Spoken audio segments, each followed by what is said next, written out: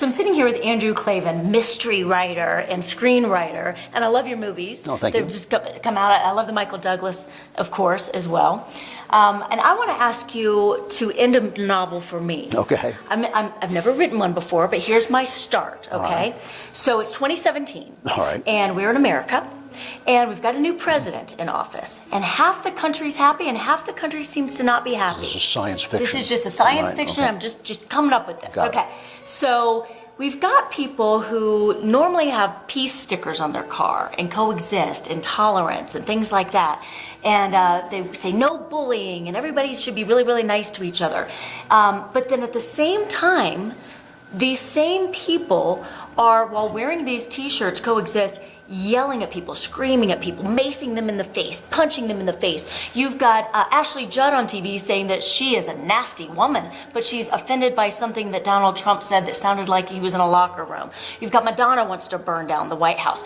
People seem to be going crazy, Andrew. This is my novel. This is your novel. Okay, so you have a vivid imagination. Yes. I have to say. Yeah. So in order to get America back together again, united and civil again, what kind of a twist or a turn could we put on this story to get people back on track? Well, since I'm a thriller writer, my mind immediately goes to conspiracies and buried secrets and all that stuff. And so if I were writing this as a novel, I would have the people who are funding this kind of thing, funding these kinds of actions, who are sending out people to protest and sending out people to shut down speakers, to be able to expose their agenda as being anti-freedom. Yes. You know, it's easy to say freedom, freedom, freedom, but if you're shutting down speakers, you're not really for freedom. It's easy to say that everybody should be equal, but if you're for actual equality, you're not for liberty, because when Right. people are free.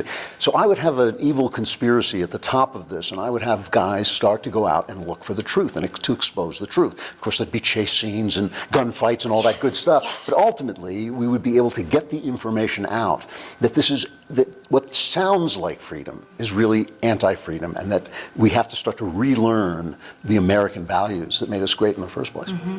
And so when you pull that curtain back, is the guy's name going to be George, or what is Oz's name? George Soros. I like that. It has a ring to it. It's kind of, and people, it's funny, people don't know about this guy, and he funds so much of this stuff, and he openly hates America. He says we are the thing that stands in the way of a happy utopian world. Right. Yeah. Well, I've seen many ads that he has been, it doesn't have his name on it yet, and I'm hoping that we can prove who it is that's funding. Right. But is it $2,500 a week or something like that for a protester, plus health insurance, vision care, dental care, and all this stuff? Right. I mean, is he really paying that much money to get people to go out and protest? Well, when you have billions of dollars, you don't feel that kind of money at all. So. Well, if we can cut funding to terrorist countries like Iran, hopefully, maybe we'll do some of that soon again. Could we somehow cut his money? Could we stop his money line? Well, I'm a big believer that the answer to speech is always more speech. The answer to bad speech is good speech. And what we have to do is make sure that we are funding the people who get the message out. When the Koch brothers were giving like a tenth of the money Soros gives, Harry Reid was in the well of the Senate screaming their name and slandering them. We need to make sure that we have the courage to do that, because I don't want to shut anybody up. Mm-hmm. I just want to answer them because I know my arguments will win. They've won every time. Mm-hmm. Okay, so the next time somebody walks up to me with a shirt that says coexist and they start screaming and yelling at me because I'm wearing a red, white, and blue flag on my lapel, mm-hmm. what should I say? Well, look, I don't think you should be in a confrontation with him, but you should say, the message you should send is, why are you so small-minded that you can't allow someone to disagree with you? It's very easy to define the world as my opinion and hate.